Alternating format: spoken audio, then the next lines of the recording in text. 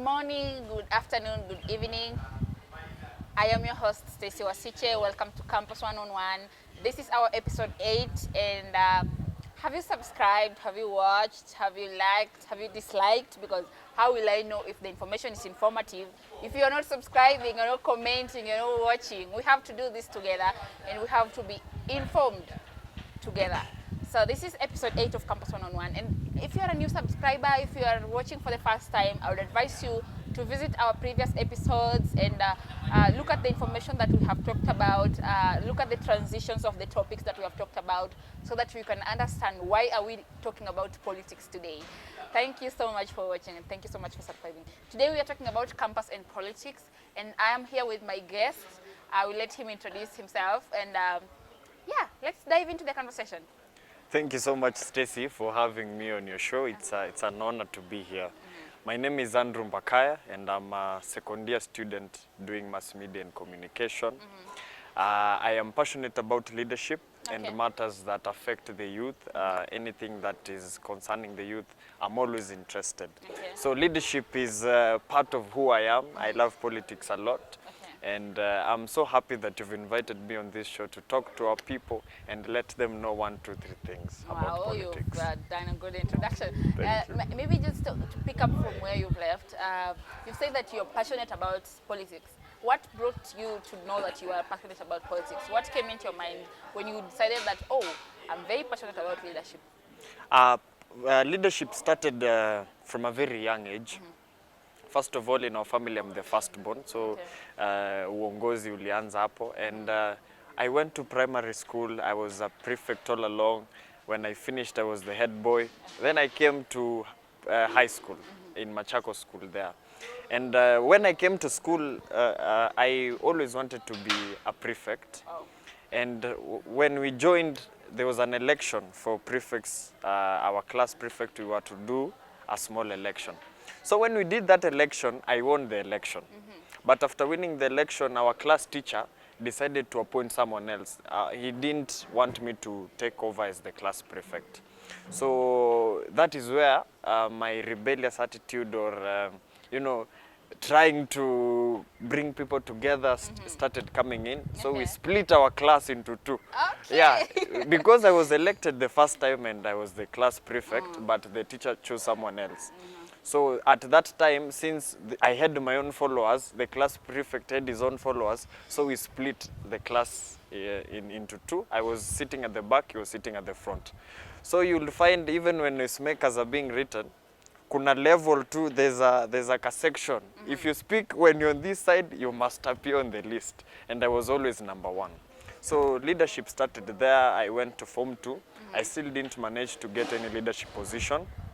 But in Form 3, since I had already built a good rapport with people, I had so many followers, people loved me, even people who were senior. And there came an opportunity where a new post was created, Student Welfare's body. And I was called and told, we want you to head this body because we see you are so passionate about people. And that's where my journey started, basically in leadership. Then came our principal, Mr. Ndimuli, who noticed me. And he was so keen, he saw that I had some interest in politics because himself is a politician. So from there is when he started growing with me, showing me direction. And that is how my leadership journey began, and now I am where I am today. Well, I'm glad that you've given us the insight about how leadership started. It literally looks like it's something that is inborn to you. True. And we are glad to move with you into this section of life where politics is concerned. Now, I understand that politics is everywhere, right? True. And in different institutions, in different structures, we see different types of politics. Like we can talk about the church politics, we can talk about the health politics, we can talk about the government politics, and now we have campus here. How would you describe the politics that is happening in campus? Yes. First, I want to agree with what you've said, that politics is everywhere. This is because politics is what drives, is a tool that is used to drive change. You see, in any institution, for something to be changed or for something to happen in a certain way, there must be politics involved. Things don't just happen. And coming back to our campus setup in our institution where we are, we can say that politics plays a big role in how we do things, in the way we get resources, in the way we do things. So for campus politics, we are lucky enough that we have been given that opportunity as students to serve in the student council and have our own politics. That means that we are separated from what is happening in the institution. We also have our own space where we can practice our own leadership and politics. And in the student setup, we practice the same kind of politics as what is happening in the national politics. Okay. Remember, we always go for campaigns. We try to bring people together, people to vote for you. We do all those. We campaign for people, and it is just similar to national politics. Personally, I compare it to national politics because at our level, it is practically the same thing as what Ruto and Raila are experiencing. The same kind of pressure they have is the same pressure that we're experiencing as young people, as students in school. So for us, especially Mount Kenya University, I can say that we've been given a good space to practice our own politics, and it is a safe space, and we have good structures that will propel us towards that direction. Yes. Well, we've mentioned about the politics that is happening in the country, to, in comparison with the politics that's happening in the university. I want to understand that politics in the university was changed, right? Yes. Is there any impact that it caused? Because we went from the votings that used to line up and vote for candidates for the electioneering processes, and then we are voting through the delegates. Has something really changed? Has it impacted anything? Yeah, true. A lot has really changed. Before the Aaron Mbakaya amendment bill that now we are using delegates and we used to vote through Mlolongo, you'll find that our democracy has now been curtailed. The institution of this administration now has to vet the candidates who are going to represent people. And you find that a candidate could be so potential, could be loved by people, is the right person that people want, but because of the set procedures or the vetting, that person is kicked out. And we have seen institutions that have really taken it to the extreme, like what has happened in JKUAT, for example, the past election. We have seen that the Vice Chancellor's son wanted to vie for the chairperson position, the president, and every candidate who went through the vetting process was removed. So the VC's son wins unopposed, you see. So the school administration, through this introduction of the delegate system, they are able now to choose whatever kind of leader they want, because once you're disqualified, there's no way you'll get yourself to the ballot. So I can say that with the introduction of the bill, the will of the people is not represented. We only choose the best choice given to us by the school administration. And that is the worry for many students. Once you feel like you want to get into that position, you start thinking about the vetting process, which is a big problem, and it really derails the progress of a candidate. So it has really changed a lot.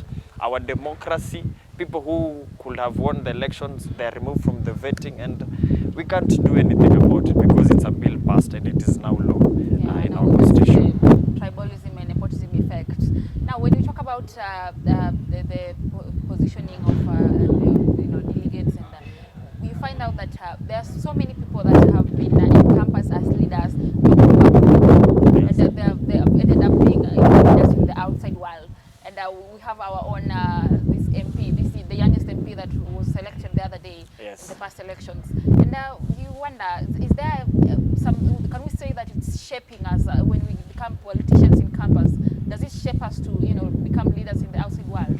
Definitely, definitely. Once you've been a leader in campus, it prepares you towards the national politics. And it all goes to passion. If you're really passionate about it, this is a good platform whereby you'll build yourself, make friends, make people connections that will help you even in the outside world. And as you have said, we have seen so many people who were student leaders, and now they are heading so many positions in government. We even have Angela Mbudhia, She was a student at UON. Now she's serving at COMESA. She's at the advisory board of National Youth Council. We have seen Alex Matere, who was the youth for BBA convener. He's now serving in the board of KBC. Okay. And so many other leaders who have been elected. As I've said, that student politics, it is just the same kind of politics that is being done in the national politics. Because even here, once you want to vie, you'll have to do campaigns, you'll have to lobby your ideas, look for funds, the same way all of these national leaders are doing. So some of the lessons that you learn once you're in these positions, there are things, and you'll get knowledge that will even help you and propel you towards, going outside. And even once you're a leader in the university, it gives you an opportunity to network with people, know people. And even now when you want to transit towards the national politics, it's a bit easier. Because once maybe you're a president in this institution, for you to link up with maybe the governor of Kiambu County, it is very easy. It's only a phone call away. You arrange a meeting and you go. So if you have any ideas, it is easy for you to get to them and talk to them. It really becomes easier for you. So I can really say campus, it's a foundation. It builds you towards the national politics, and if you're really interested, you could really be successful in that field once you've been a student leader. Wow, I love that. Now I understand that in the outside world we have the IEBC, decency when it comes to politics. We have the structure that the IEBC have created for the candidateship. I'm understanding that you are eyeing for a political seat in the university right now. Yes. How would you say that about the requirements of being a politician in campus? What do we require? Since Adan Duale, his bill passed and we amended everything, so the school or the institution now has to put certain guidelines to see how they can regulate the candidates. So it fully depends on the institution's decision on what parameters they're going to choose their leaders from. And whatever KU and whatever MKU will use, it's very different. And you'll find some institutions saying if you have ever had any supplementary exam, you can never vie for a position, you see. And as far as our institution is concerned, I feel like the requirements are friendly compared to other institutions, because the only thing you need to have done is you need to have completed the September-December semester so that you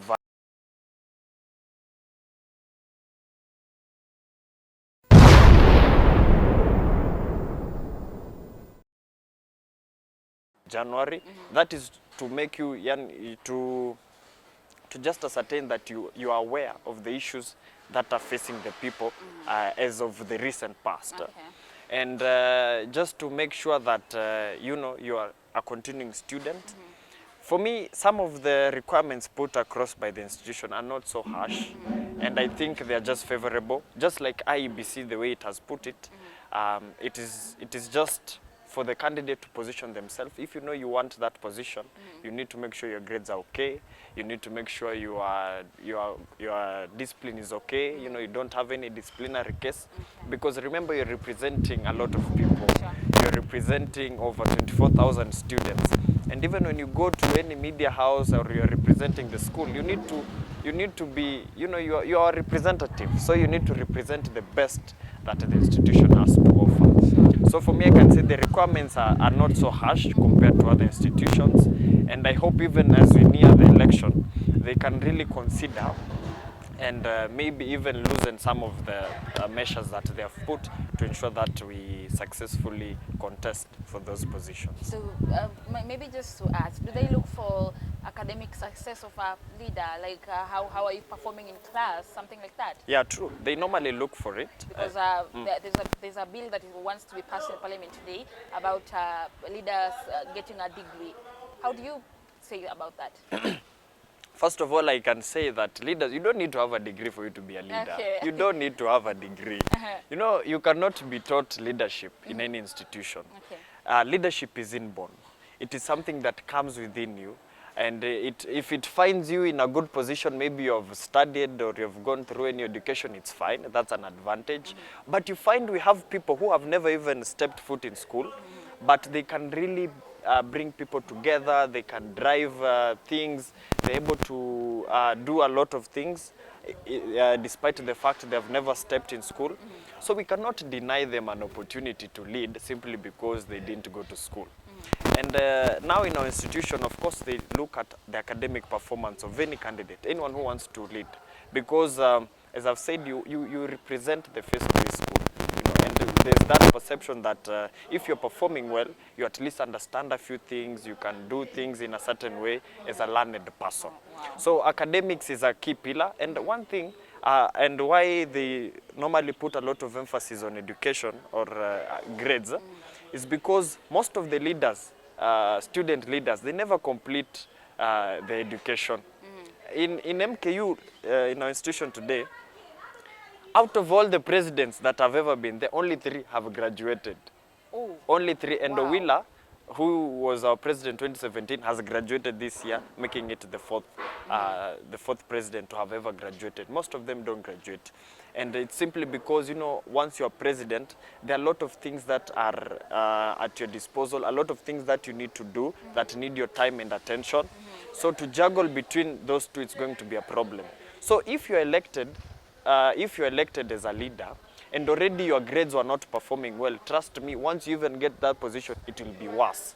So they want to have someone who understands the importance and what it really means to have good grades, so that even once you get that position, your education does not suffer that much.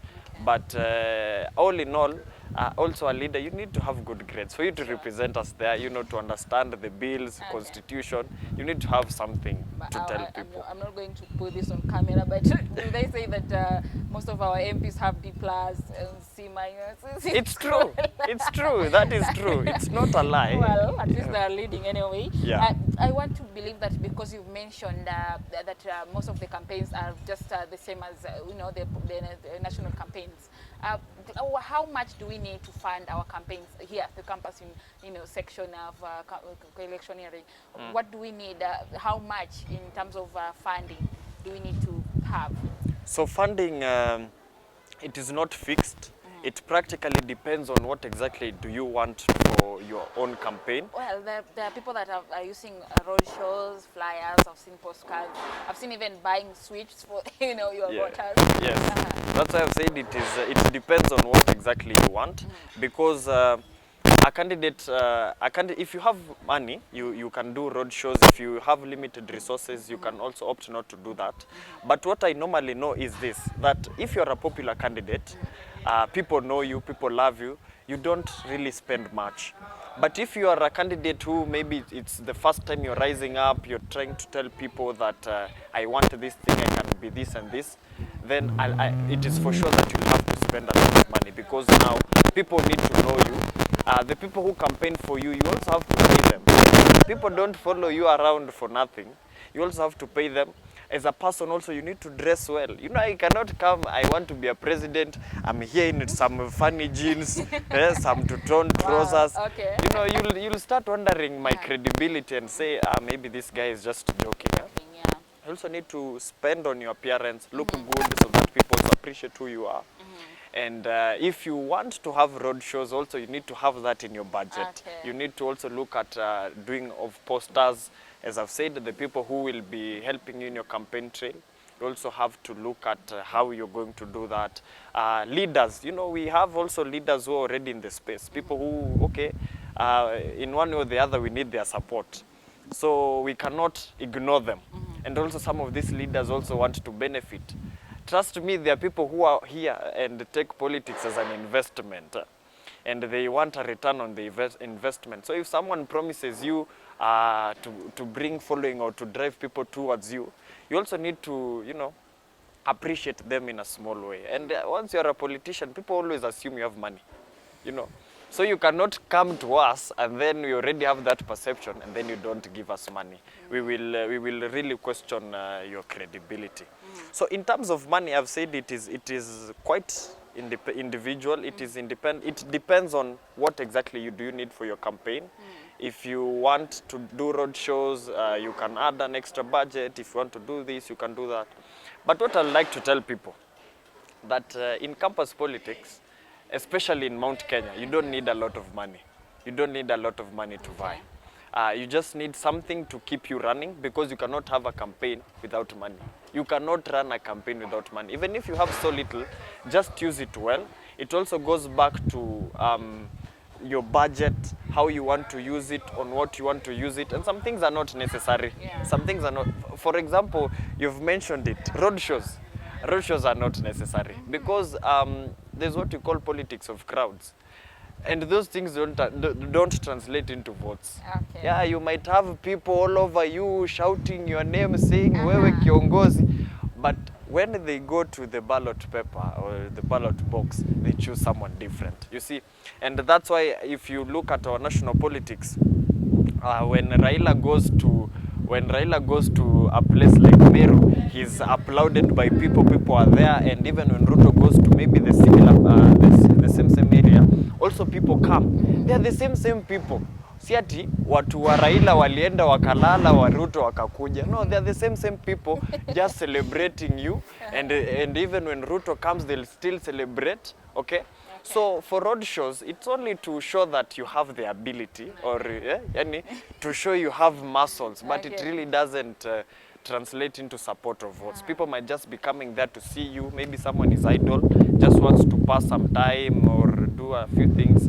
Yeah, somebody will come. But for me, I don't think road shows are quite a requirement. Going by even what happened in the previous election, you've seen Big Shot had this big trailer, campaigning like the ones MPs have and presidents, but he really didn't perform well in the ballot. Yeah. So for me, you can, when you're coming up with your budget, there's some things you can just analyze and see. If you really don't need them, you just reduce them, and you'll find that you don't even need so much money to buy for these positions. Wow, I'm loving this conversation.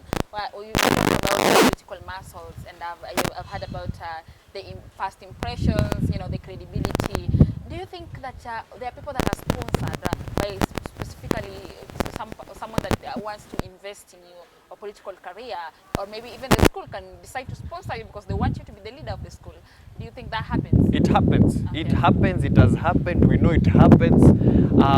For individuals, we have, for example, if you're interested in a seat, you have connections, maybe even with your local MP, your local governor, and you are able to lobby your idea to him and gain support. It is very easy for you to be supported. As I've said, that this politics of campus, the campus politics, is just similar to the national politics. Okay. All of these politicians go to beg for support to donors or people who can fund them. Yeah. And a politician, let me tell you, a politician, we are beggars. I will not lie, that will not lie. We are beggars, we beg for support, we beg for money, and we also beg for votes. Okay? Okay. So if you are really interested in a certain position, here in campus, you can try and find out where you will get support from your family, people who love you.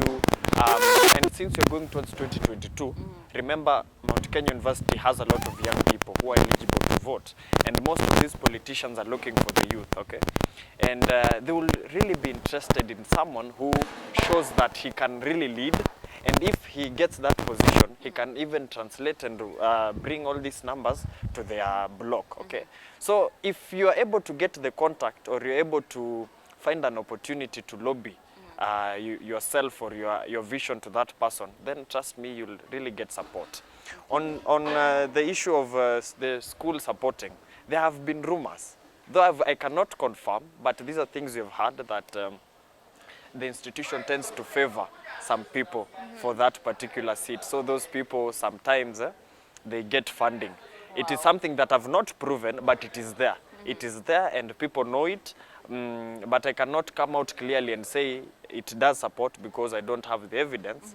But in so many cases we have heard, or people are speculating, that the school does support you. Wow. Yeah. Well, that was bringing me to my next question, which was about biasness, but you've already explained it. Now, I would want you to explain to me something else, especially that we have delegate votership.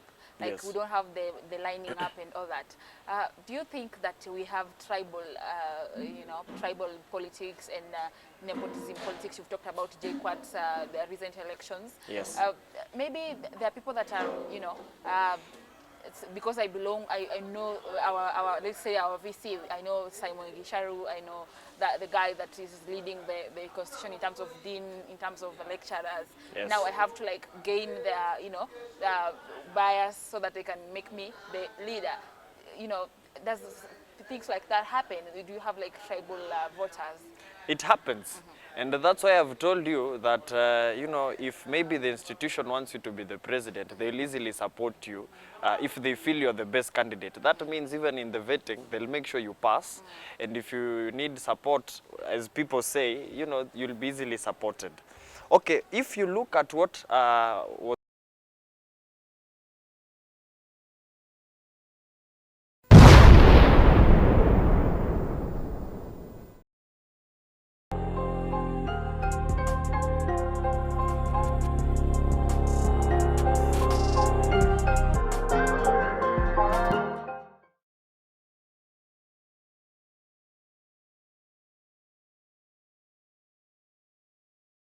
in our previous election.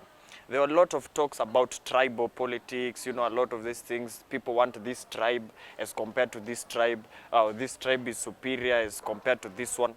And that has happened already in campus, because we've seen Luo, and they're talking about we want Luos to be our president, we want... Yeah. Yeah. And I really understand where that comes from. Where that comes from is, you see that most of these leaders or most of these people can only mobilize people along their tribal lines. Yeah. They can only mobilize me as a Luya. I can only mobilize the Luya people. So since I want to have that position in our society, or I want to be seen as a kingpin, so I put emphasis on Luyas. We want this, just for me to gain credibility in that election, and so that I can get a few favors from all of these aspirants. So this is as a result of our leaders lacking the capacity and only looking at mobilizing their people along their tribal lines. But I can tell you for a fact that people are changing from that perception. People are changing. As the youth, we really don't care about tribes. Even if, I say that politics is like seduction. Hii ni kama kukatiana. When a boy approaches you, you don't look at ati wewe ni mkabila gani, ati since wewe ni nini sikutaki, maybe he's your Mr. Right. He doesn't come from your tribe, but you really love the guy and you love him. Definitely utaingia box. And if someone comes from your home area, but you don't like him, you'll of course go for that, for the other person. So the conversation that I want even our students, even as we go towards our election, we need to have is that we need to do away with the tribal politics. It has happened before, it has happened, and we don't want that to still continue, because remember, we're also going towards the general election. Yeah. And if we can separate or mobilize ourselves along tribal lines now, then what is going to happen if we go to the general election? Then we are just going to continue with that culture, and it is going to ruin us as young people. Remember, I come from a different community. I don't come from Kiambu, and if I can mobilize people along tribal lines, I'm in a bad area. Yeah? I'm in a bad area. If I start saying, Kikuyus will not lead, this will not happen, I can be easily killed, even beaten up at night. Exactly. You see, so I don't want to see young people going towards that direction, and I'm happy that young people are slowly changing, though we still have some people who are trying to push that narrative, but slowly it is changing. And I can tell you that tribal politics doesn't work. Since just because you come from a certain tribe doesn't guarantee you that you'll get votes. It's only a factor among hundreds of factors that are there. Yeah. Now, this is going to be my final question as we wind up. I've seen about the way people are talking about the Biden's reign and foreign policy, and we've seen Afghanistan, the way he reacted to Afghanistan. Yesterday he mentioned about Ethiopia, yes. And today we are facing the Uganda, bombing. I would love you to explain to me, when it comes to campus politics, do you have to build your relationship with other political leaders in different campuses, maybe to get their support, and will that really help? Yes, you've really brought a very big point, and something that is so dear to me. Yeah. If you're elected the president of any institution, or you're elected as any student leader, first of all, you're ambassador of that school. Yeah. It is your work and your duty to network with other people from other institutions, know all of these leaders, because I'll tell you, there are a lot of programs, there are a lot of things for young people out there. Yeah. But the only thing is we don't have people to bring them close to us. Okay. You see, so if you're elected as a student leader, it is your work to go out there, look for those opportunities and bring them to your people. Remember, we elected you for that one purpose, okay? So if you are elected as a president, it is your work, your duty to network with them, because that's the only way you can function. There are a lot of things that happen in this country, a lot of legislation, a lot of things that the youth need to push, and it requires your presence. And you can't know all of these things if you are not linked to some of these people. And that is why you'll see we have elected leaders, and they still just walk around the campus showing us how they have new suits, but really they are bringing nothing to the table. They are bringing nothing. I want you to look at what other campuses are doing. Look at student leaders in UON, KU, Daystar. These are people who are going even to media stations, talking about general issues, things that are happening in Uganda, Ethiopia. People are going to talk. But look at MKU. When have you seen our student leader in any TV station talking about general issues? Well, is it that they don't know, or is it that they are just, they don't care? maybe. So if we want to move as a school, and if we want to even have a strong student body, one that we can benefit from, we need to look at someone who is able to network with other people, channel our grievances, because some of the problems that we face even as an institution cannot be solved at this level. We require to come up with those problems and champion them somewhere else where we can easily get support. We have the United Nations, UNESCO, so many bodies that are ready to help. Yeah. But they only don't know how they can help us, because we don't also have structures. Our leaders don't want to network. You know, people feel once you're elected as a leader, it is only for you to eat that money, the salary you've been given. Yeah, it's about the money. You know, just showing people how you have dressed well, vile umekula, umenona. That is not being a leader. That is not being a leader. A leader, you have to go out, champion for people. We have people who have fees arrears, and we have politicians who really want to help students.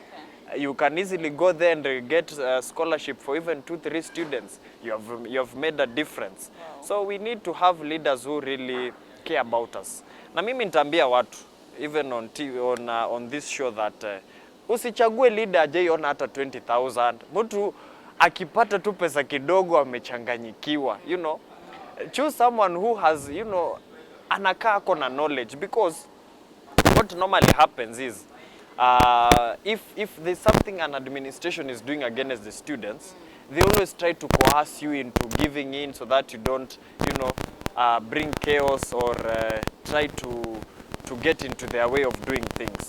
So if you don't have integrity, you've never seen money in your life, it is the first time you're coming into contact with a bundle of notes, then you're in the wrong place. But it is very important for a student leader to network with people, because that's the only way they can help us. Within our walls, hawezi tusaidia sana. It is their work to go out there, champion for our issues, bring change and bring goodies to our institution. Vitu ni mingi huko nje. And we are going towards 2022, Kiambu politics. Yeah. It's going to be so heated. And the people of Mount Kenya have a lot to benefit. Sure. Have a lot to benefit. So they only need a right leader. Somebody who understands these things, somebody who has good communication skills, lobbying skills, and can bring all of these resources to us. Tukule sisi wote. Isikuwa ati 2022 imekuja, imetupita na tumebaki vivyo hivyo. Yeah. So let us have good leaders who can help us, and tutasonga mbele. Networking is key for any leader. Yeah. Don't I love this conversation? Don't I just love this conversation? I'm sure if you watch this, you're going to also enjoy the conversation. What is your leadership slogan? What is keeping you going as a leader? Mimi, for a slogan, I say walk with Mbakaya. Okay. Because with me, everything is possible. Wow. I have done it, and I promise I'm going to do it again. Well, he really Yes. has done it. You've heard about the story in primary and secondary. Yeah, we love to have you as a leader. Actually, you have very valid points. I see the way you are looking at the, the policies that you want to put across, and we love this. We love this for our leaders. We want our youth to wake up from whatever slumber they are in, and True. you know, face the world as it is. I'm really glad that I had you on this show, and I'm really glad that we had this conversation about politics, and you know, as much as it's related to campus, but we have opened and we have an insight, you know, knowledge about what politics is about. Yeah. Thank you so much for coming to the show. Thank you for honoring my invite. I am so glad that you came. Anyone that is watching the show out there, I hope that you love this conversation. Please do not forget to comment. Do not forget to like or dislike even. I mean, how will we know that we don't like the conversation? How will we know that? Yeah, I'm your host, Stacy Wasiche. This is Campus 101, episode 8. I will see you on the next episode of Campus 101. Bye-bye.